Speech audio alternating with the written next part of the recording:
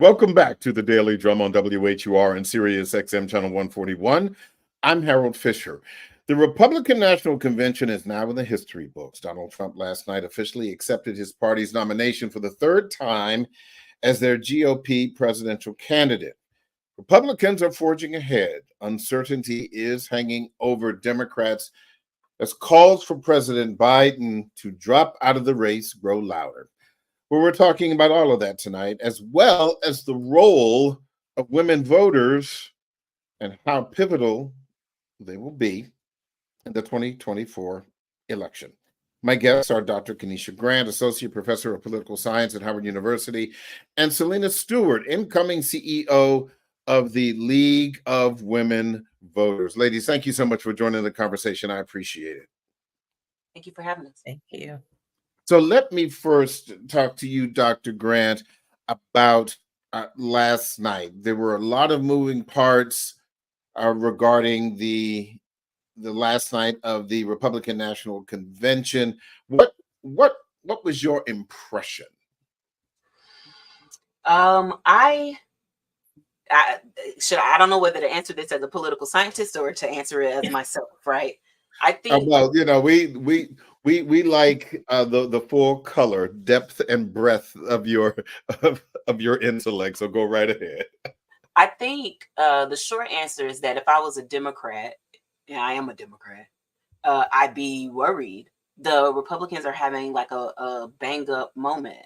If you tuned in to listen to Donald Trump give this speech, he did what he was supposed to do in the beginning. He recounted what happened in terms of his event situation, and did so in a manner that was calm and humble. It went off the rails after that, but the question on the floor, I think, is were people watching after it went off the rails? And so I think altogether they put together a decent convention. If I was a Republican, I would be happy about it. I'm not a Republican, so I'm stressed about the fact that they put on a decent convention. But I think they did what they needed to do. Yeah.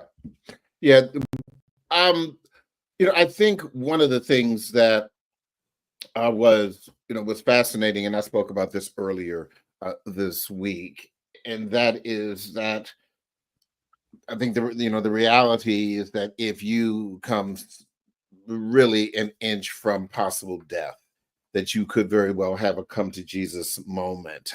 Do you see a change, even when comparing this 2024 speech to the 2016 speech? You know, the 2016 speech was very, very dark. You may remember I was on the floor in Cleveland when we were covering that. This remains a stark difference between the first one and the second one. Your thoughts about that? I think that's right. I think you're right that the tone is different. And I think that his tone altogether in this season has been different. So he's even different in the debate. But what's not different is his ability to tell the truth and to say things that like are technically correct and make sense. The delivery is much better. And so if you don't know any better, then you might watch him and watch the vice presidential nominee for the GOP say things and think that this makes sense. For example, I was listening to J.D. Vance's speech, and he started talking about how the war in Iraq was the Democrats' fault. Like they were the warmongers in this part of history, and we know that's just not true. But the delivery was so flawless that I think if you didn't know any better, you might believe it. You might actually believe that this was Joe Biden's fault when we know it's not.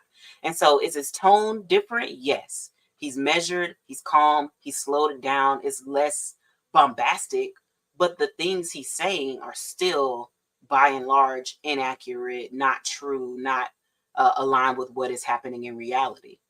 Mm-hmm. Ms. Stewart, over the past 4 days and particularly last night, we've seen what may appear to have been an elevated role for women in the for the RNC, and we don't know what's going to happen during the DNC next month. But do you believe that the role that women will be playing in this election is more prominent than ever, or do you think it's kind of status quo? Well, I think that women have always shown up and shown out for elections, particularly Black women. And I would echo what the professor said in terms of the party putting on a convention. The league used to do these conventions back in the 70s, did it for a very long time. It's a huge production. But after so many years, I would expect them to have a pretty clean convention. I'm not convinced that the speeches by the women or the men, whether or not they resonated with Black voters and Latinx voters and women and younger folks. And so I think that's really we'll be able to tell in the upcoming weeks, but certainly in November.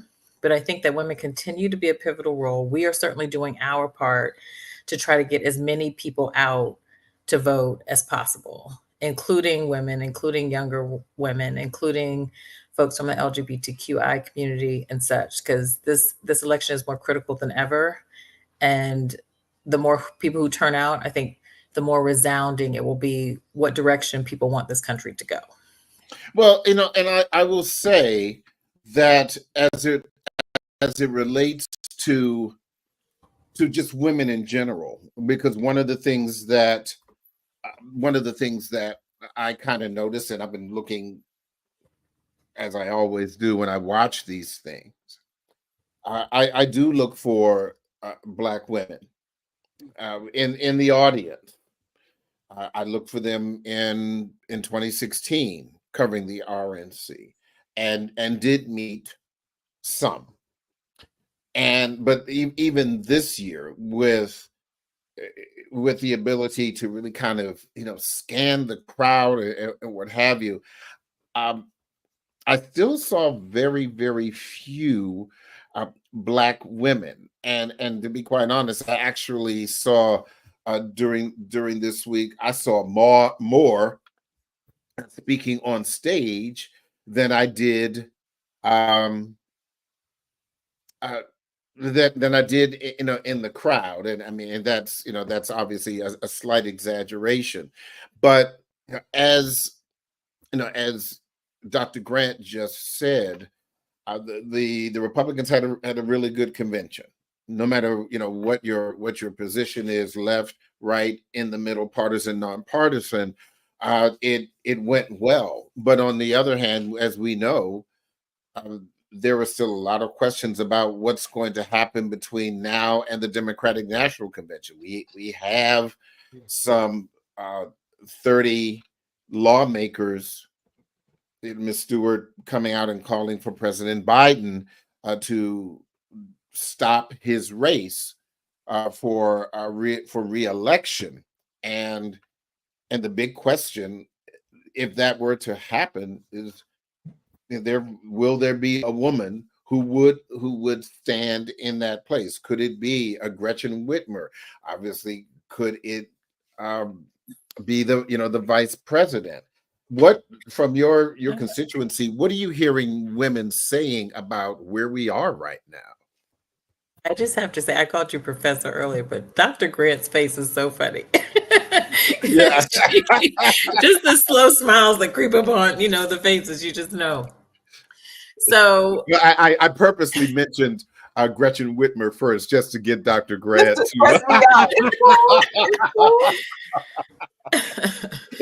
instead of Kamala, Vice President Kamala Harris. But anyway, because I was like, "Oh, we doing that today? All right." Yeah, absolutely. Do you want to answer this, Dr. Grant? You want to take a stab at it first? No. Okay. I think in particular, especially when it comes to the folks who are asking or requesting, putting messages out there for one candidate to step down, we're pretty far into the election season. I think Biden has been very consistent with saying that he's going to run. So I think that these are the two candidates that we're going to end up with, right? And so as we head into election, I'm thinking about, what do voters need to know? The purpose of the conventions are for the political parties to share what their platform is. It's a very important exercise because voters can watch those and see which candidates align with their values, what they want for their community. And that's not just at the top of the ticket, that's all the way down from school boards, city councils, everything in between, judges. And so to me, I definitely recognize with the Republican convention that there were more women represented, or at least it felt like it was more than 2016. And even prior conventions, it just felt like more. I think my thing is when you're having someone speak, I'm assuming because of the extensive planning that goes into these, that everyone is serving a purpose. I can't say that I'm clear on the purpose or demographic that every person was speaking from, but that happens at both conventions. Yeah. I think there are sometimes just those wild cards. And so I think now that we are past it, we're going to see how things resonated with voters. We're going to see which messages really landed, what folks are connecting with. And I think that's going to be critical between the end of the next month, when the next convention happens, up until election day, to see what is really going to power the vote for November. Now, Dr. Grant, I will let you jump all over me. Go right ahead. The Democrats are between a rock and a hard place, because it is true that we are like deep in election season. But the people, I think, so there's like a dual narrative, I think, happening. One of the bits of the narrative is that like the media is doing this thing and the media is making this case, and the media needs to stop trying to force Joe Biden out. But like when I talk to people in real life, the people in real life are like, we don't like that, right? And so I think the media maybe is amplifying a thing, and we could maybe argue that they're amplifying it too much, but like they wouldn't be able to amplify a thing that was not there, and this is there. And does it play into the Republicans' hands? Absolutely. Is it bad for the Democratic Party? But like it's there. So what we gonna do about it? Which leads to the next piece, which is I don't know what we should do, but I do know this: if Joe Biden is not this party's nominee, and Kamala Harris is not this party's nominee, it's not gonna be good, right? Like I think that many people, Black women in particular, know what it means to have worked hard in the background, paid my dues, did what I was supposed to do, like muted myself, as I think is the case for Harris, and then not been rewarded at the end. And not only did you not reward me at the end, you rewarded the white female governor or the white male governor, or some other version of like not somebody who looks like me at the end. And I think we want to win, and so Black people are going to do the thing that we need to do to win. We about harm reduction. I don't think that's a question, but I don't think it's going to sit well with folks if somebody else just cruises in and gets this nomination over Harris. And I don't really know what the Democrats should do about that. Interesting. I want to talk more about that, particularly the Kamala Harris factor, and more broadly about Black women and the Black woman's vote. But I need to take a break. I want to remind our listeners and the viewers that you can hear this and every edition of the Daily Drum Insight segment via podcast on WHUR.com. The original Quiet Storm with John Mons is next. That's on WHUR-FM. I'm Harold Fisher. This conversation continues on Sirius XM channel 141 in just a few seconds. Welcome back to the Daily Drum on Sirius XM channel 141. I'm Harold Fisher. We continue our wrap-up of the Republican National Convention and the pivotal role women will be playing in the 2024 election. My guests are Selena Stewart, incoming CEO of the League of Women Voters, and Dr. Kenesha Grant, Associate Professor of Political Science at Howard University. I want to pick back up from where we left off. Dr. Grant, let us say, for the sake of argument, that Joe Biden decides to drop out of the race. If Kamala Harris does become the nominee, who do you think she would or could or should pick as a vice presidential running mate? That's a big question. I think a part of the answer has to be about like polling. What do the people like? Who has the name recognition? I think that they will argue, and probably rightly so, that there needs to be some balance. So I don't know that the people who are in charge of the party is just going to gift. They're going to feel like they're gifting. My position is that she earned it. Going to gift the vice president with a presidential nomination without making her tag somebody along, in the same way they didn't gift Barack Obama, who earned it, a presidential nomination without having him bring Joe Biden along. And so I suspect that whoever would be joining her on the ticket is going to be a very well seasoned, very popular as one can be without running a national campaign, candidate who ticks all the boxes that make people feel okay, given this conversation that we're having that should not apply to Harris, but does, about like what happens when your president is unable to serve. If the Democrats were smart, I think they will follow that on by being strategic about the future, as the Republicans have been. J.D. Vance is 39 years old. And so we already know what's next in their mind. Hopefully the Democrats have that kind of ability too. But in terms of like naming a name, I don't think I can really say. Nobody stands out in terms of a particular name. Ms. Stewart, you look like you were chomping at the bit to make a comment. I know you can see me, right? Yeah. For sure. So a couple of things. I have wondered at the beginning of the year, actually, I wondered whether or not this will be a Gerald Ford situation. So we know Gerald Ford didn't actually get elected, right? Right. The president stepped down and he took office for several months before January 20, having to go through the process again.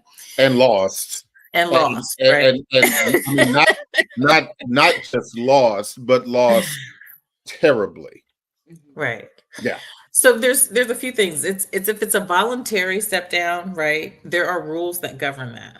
The parties have a lot of power in deciding who their nominee is. If the president voluntarily steps down, I don't think he will. He's been very stringent about saying that he's not. But if there, for any other reason, something happens that prohibits him from carrying out office, the 25th Amendment kicks in. There are rules around how this works. And so I think that the public should be aware of that it's not just the wild, wild west.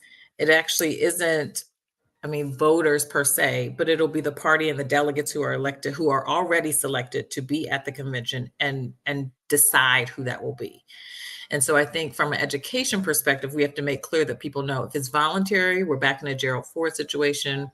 And then if not, the 25th Amendment kicks in. And I think the National Election Crisis Task Force, the National Crisis, what is it called? The National Election Crisis Task Force has a lot of information, educational information, explaining how this process works for public consumption. So I think we have to know that regardless of how this could come to pass, whether Biden stays on the ticket, whether or not voluntary steps down, or whether it's incapacitated in any reason, that there are rules for each set of these scenarios.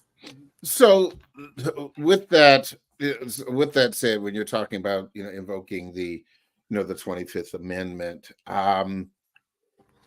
would it not appear as if the party was turning on President Biden, which would create even more, or at least the appearance of the kind of chaos that the Democratic Party is going through right now?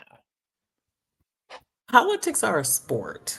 I don't know that we're all playing the same game right now. There seems to be different rules and different plays happening right now, but it is a sport. And if we think about any sport, there are going to be unpopular players. There are going to be people who everyone doesn't like, yet you still root for because they're the underdog or just because you like them or they're from your hometown. And so I think if we contextualize this, it is a sport. You don't have to have everyone's support to do the job that you're doing. You just have to do the job. And I think that both of these folks have been in office, right, and have served as president. And so they have experience doing the job. And so I think, again, this is going to come down to what is resonating with voters. what motivates voters to show up in November, and whether or not there's a like overwhelming turnout in some ways that really send a signal about what direction voters want this country to go.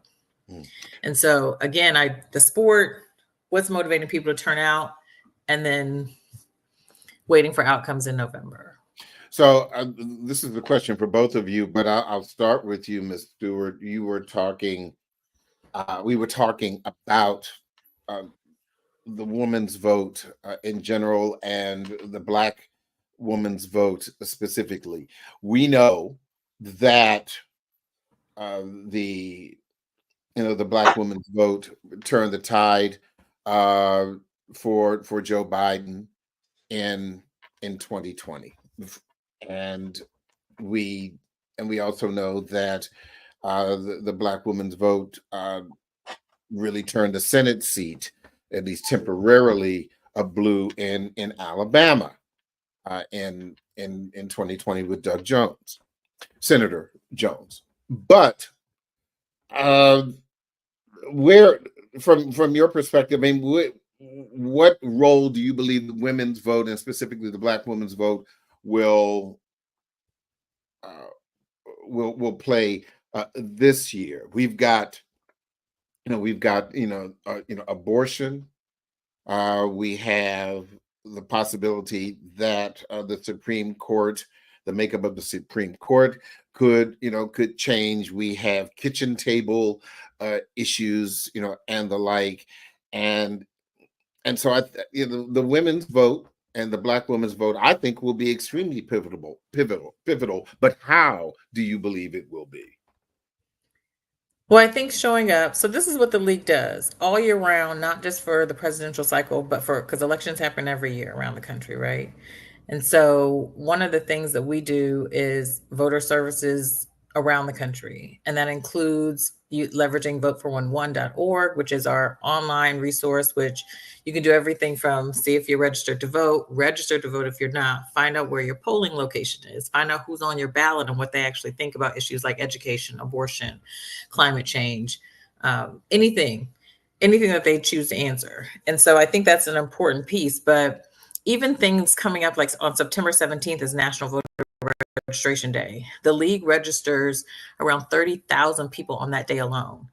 And that shows you how many people are still looking to get engaged. We expect to have record numbers again this year on National Voter Registration Day. And so that is our part. We're making sure that people have the information they need to make their voting plan. We're making sure that we are showing up in all spaces. So not just the fairs and the festivals, at libraries, we're showing up at Popeyes, grocery stores, to make sure people can register to vote. We're doing it in high schools. We're doing it in naturalization ceremonies, because it's so critical for people to get engaged and to understand how this process works. If we think about education right now, civics education is not the same as when, I don't want to tell our ages here, but I'm not ashamed. I turned 60 last month, and I would agree with you that you say it's not the same. Does it even exist? I say slightly tongue in cheek. Right. Agreed. Civics education has certainly gone down, which is why organizations like the League, I think professors like Dr. Grant, who are building and influencing young minds, we are the folks who are now carrying the water, so to speak, and making sure people have education, people understand the civic process, and that people can turn out to vote. And so I think the work is critical right now. Like, we're in the fight of our lives between now and November. And at the League, we want as many people to participate as possible, because we know that regardless of where you are in the country, the things that are decided, not only by the president, because the president has limited powers in many ways, it's really Congress, your state legislatures, your school boards, who are making decisions that affect every single day of your lives. And so we focus on this larger seat, but there are just so many races down ballot that really affect the daily lives of people. And so what I would say is check your registration on vote411.org. See if you're registered, make sure you're registered. If you're not, register. And for Black people in particular, voting has always been a community thing. It has not just been, I'm gonna go vote. I went to vote with my parents. I vote with my siblings. I take my nieces. So this is really about making sure that you have the information to make an effective voting plan, because November there will be an outcome. And so the only way to ensure that the outcome reflects what people believe around this country is for as many people as possible to make sure that they weigh in on who their candidate is. Mhm. Dr. Grant. Well, I wanted to ask you about the role that you think women in general and women specifically could play, and I also have some thoughts about that whole voting thing because it. Voting thing, Lord have Yeah, mercy. yeah, I'll tell you what I mean by that, but Dr. Grant, please go right ahead. I think that throughout history, certainly in much of Black history, when you peel back the layers, or when you like look behind the leader, to the extent that there was one in the past, there were few in the past, but we don't really exist that way today. But when you look to figure out like who's doing the work and how the work happens, it's usually Black women holding up the organization, whatever organization it is. Is it a church? Is it a civic organization? Are we talking about the civil rights movement? Are we talking about George Floyd? Whoever we're talking about, Black women are in the background doing the things. And so I don't expect that this will be any different. I don't like foresee Black women being tired like I am, and kind of like clocking out and saying, I'm just not going to do this anymore. Like we're not organized that way. And I think we're not organized that way because it's generally the case that whatever is happening in the nation, be it good or bad, mostly bad though, happens to us more so or worse than it happens to other people. So I don't foresee us not participating. I think we're going to do the things we need to do.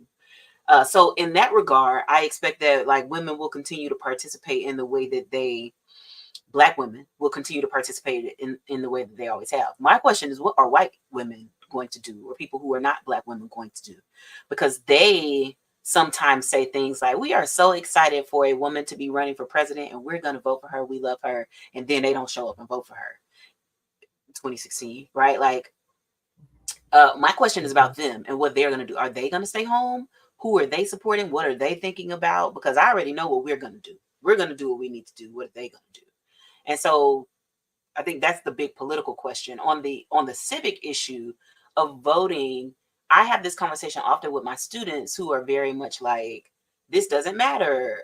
There are other ways to get things accomplished. And it's like, what are you talking about? Like, yes, I my favorite class to teach, to your point, is state and local government, because we go through all the things that your state government does or your local government does, and people come to understand for the first time that this is where the vast majority of the action happens in your life, in your political life especially.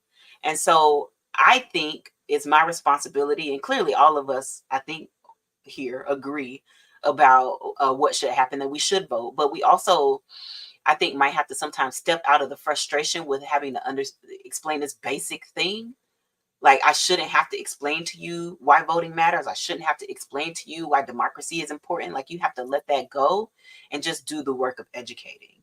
Because if we don't do the work of educating, it could be the case that people decide to stay home, and then we end up with an election result in November that people are not happy with in whatever direction they plan to go in, like was the case in 2016. Like, there was this whole women's march that came as a result of Donald Trump winning the election. It's like, well, yeah, if you don't turn out, sometimes people who you don't want to win will win.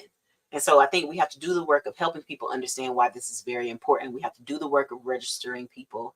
We have to do the work of getting out there. Again, I think everybody sitting here is going to do what they need to do. But what are other people going to do is my question. That is my point about the voting thing. You just said it much more eloquently than I ever could. But to drill down on this, and this is what I mean, Miss Stewart, there, we are in this conversation, you, Dr. Grant, myself, yeah, we can be considered, part of the town square brain trust, okay? Because we do this stuff for a living, we pay attention to it, we think about it in our dreams. It's but not everybody's doing that. Okay. And which goes back to what Dr. Grant just said in talking to some of their students. They're like, voting? Oh, yeah, maybe. And that's the thing that that troubles me. As you know, I have a young adult Black woman as a daughter, and as soon as she was able to vote at 17, because she made that cutoff, Mhm. like my parents, like you were saying, it was a family thing. My daughter does not get to forget to vote. Mhm. Okay. I have not missed a vote since I turned 18. I've lived in 7 states since graduating from undergraduate school. I have voted in every single election in every state that I have been a resident of, because I wasn't going to allow changes Mhm. to voting laws. That's what I did. I moved, I found a place to live, I found my church, and I found out how I could register to vote. But, you know, Ms. Stewart, that is not the mindset of a lot of folks who are trying to, make ends meet and hustle and grind every single day. And particularly, as Dr. Grant just said, some of the younger people who are of age, eligible age to vote. No, I mean, this is definitely a conversation happening. The league, our national staff is an intergenerational staff, and this is something that they talk about. This is something that is coming up from our leagues. The league, we are in every state, so 50 states plus DC, and have 783 chapters around the country. So we're in every congressional district, and this is coming up. But I think I differ from Dr. Grant just a little, because I think having those hard conversations are so important to do with young people. Mhm. I think we have to have that conversation, and we have to talk about that withholding your vote is not the same as a boycott. Because I hear this Yeah. idea of protesting. It's not the same. When you boycott, even when you boycott, you're doing it to some end, to Right. get prices down, to get access to something, etc. It is not just withdrawing with no expectation. And so I think what's critical to talk about here is that when you are withholding your vote, you're silencing your power. You are silencing power because you have no record. There's no record of your voice or what matters to you. And so to me, we have to have that conversation about voting as power, because we have to understand that the young people now weren't here in the 60s. Mhm. They don't remember having to drink from certain fountains. They don't remember not being able to go in places. We are the carriers of that history to the young generation to share with them how critical it is to make sure that you do not abdicate your power. We do not have the option to do that. And not just because we don't even have to talk about our ancestors and what they did to fight. Absolutely, that happened. But we're talking about right now. For these young people who are going to working, let's just say minimum wage or slightly above minimum wage, if they don't have if they can't make ends meet, do they realize that the people you elect in legislature sets that for that state? The federal government sets it for the country, but states can choose to have higher wages. They can choose whether to have whether the judges that you go before, if you haven't paid your child support, are going to be fair. Like, we have to drill it down to everyday stuff. We have to take voting from out of the sky, and Mhm. we have to talk about how important it is and how it affects you, the person that you're talking to. And I think we have a responsibility as a generation who lived in the time when we did not have access. Like when I was growing up, some things that are said now wasn't even said publicly. Now it's said outright. There were laws to protect people from being able to from being discriminated at work, whether that was racially, sexually, etc. There are now laws that prohibit people from going to school just because they're Black. Like we have to talk, we have to have a real conversation about this and really drill home what it means to abdicate power. So unless we're willing to have that conversation, I think we won't reach people. But I am not of the mindset or the feeling that all hope is lost, because I talk with so many young people and I'm able to turn that corner. And they may, at the end of it, they may be like, well, let me think about it. Like, damn, I don't want to vote, but it's just one day. Vote early. Tuesday is an inconvenient day to vote for many people who work. But if you have early voting in your state, or there's an option to do it by absentee ballot, do that. But I want people to know who are, I would say, baby boomers, Gen X folks. We have a responsibility to share our experience and drill it down to regular, plain language to people who are young coming up, because they don't know, that wasn't their experience. Everything is in their hands right now. They get information in 5 seconds. Right. We are the carriers of history, and we have responsibility to tell them why this is so important not to abdicate power. In a non-judgmental way. Absolutely. Don't hit me with the you ought to know, like, just non-judgmentally. All of that. Yes. 1,000%. Explain that for our listeners, Dr. Grant, and why having this conversation in a non-judgmental way is better than not. Well, I think about this stuff in terms of strategy. And if it is the case that my goal as the person engaged in the conversation is to get this other person to do a thing, then I have to usually meet them where they are to get them to do the thing, or offer them a thing that's going to sweeten it. So if you work at McDonald's and you're going to make $200 on voting day, and I want you to turn out and you're my little cousin, I might give you $200. Like, I know you're going to lose $200 on your shift. I'm from Florida. I know it takes a long time to vote in Florida. I'm going to spot you $200. Just go vote, right? But you're not suggesting that you're paying someone to vote. No. I'm not saying that. Let's be clear. Thank you so much. I'm trying to use money as a way for you to understand a carrot and stick, right? Okay. But what I am saying that I am doing, not paying people, but if it is the case that my family does ask me political questions, and I've been doing like political science so long that I don't know what I don't know at this point. Mm-hmm. And so I could say that's ridiculous. Why don't you know that? But the conversation is going to end immediately if I say, why don't you know that? And don't you know your ancestors? And don't you? Nobody wants all that sauciness from me, right? Like, they don't want that heat. They ask me, first of all, I have to admit the humility it took to tell me that you didn't know a thing. Right. And if I meet your humility with like bombast, the likelihood that you're going to leave feeling good and leave doing the thing what I want you to do, which is to vote, is going to be lower. And so if you ask me a question, I have to first acknowledge. And when people ask the listeners questions, what I'm suggesting is not to pay them $200 not to go to McDonald's. But when they ask you a question, just like realize how much it takes for people, especially young people. They don't really talk to each other in real life. About the phone, right? So if they come and talk to you in a human conversation and ask you a question, it took a lot of effort for them to do that. So when they get to you, what I suggest that you do is just answer the question. And if you have some time in another setting, then you can start a conversation about where we came from and ancestors and all of this other stuff.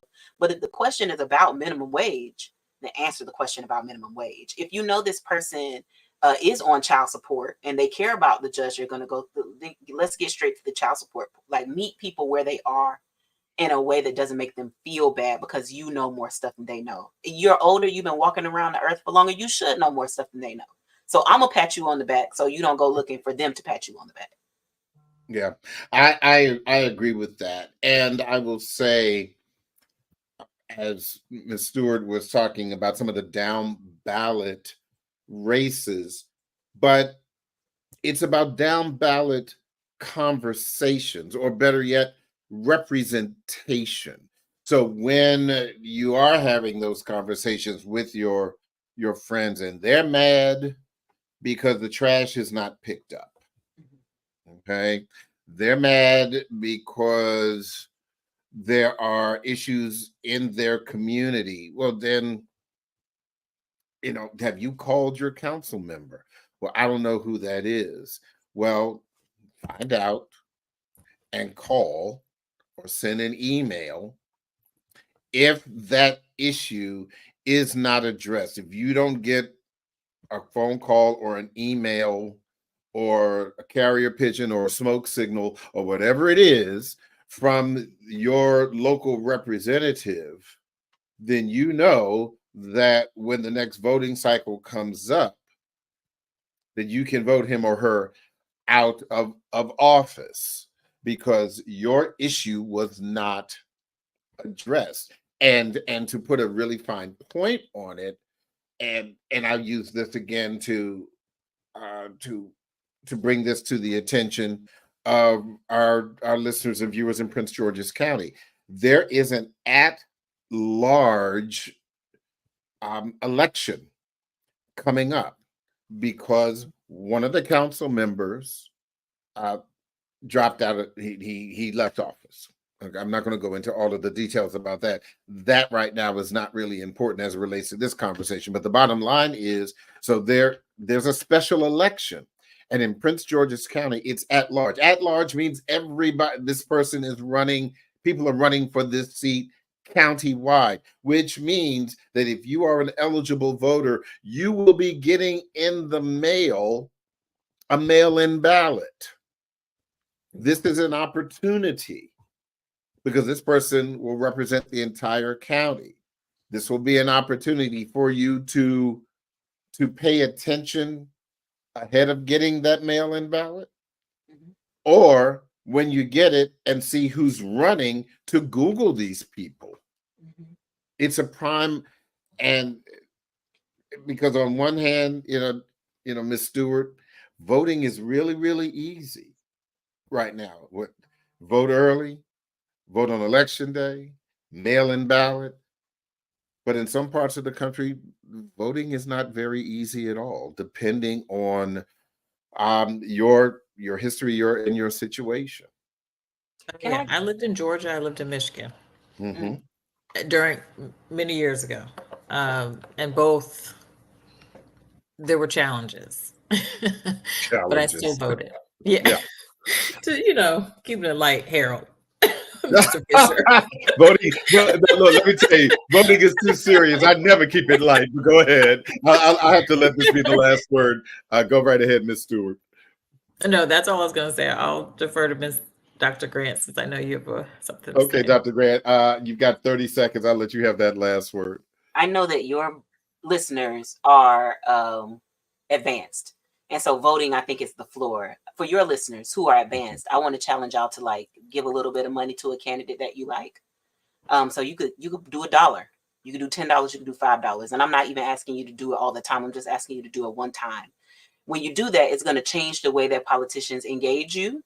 And so if you have an extra $1, if you have an extra $10, find the candidate you like, donate to that candidate. We need to help people who we like get into office. And the way that we do that, unfortunately, is through bringing some money or some organization to our politics. And so you can either organize a group, Arrive with 5, as I was taught, or you can send a couple of dollars to somebody to help them get across that finish line.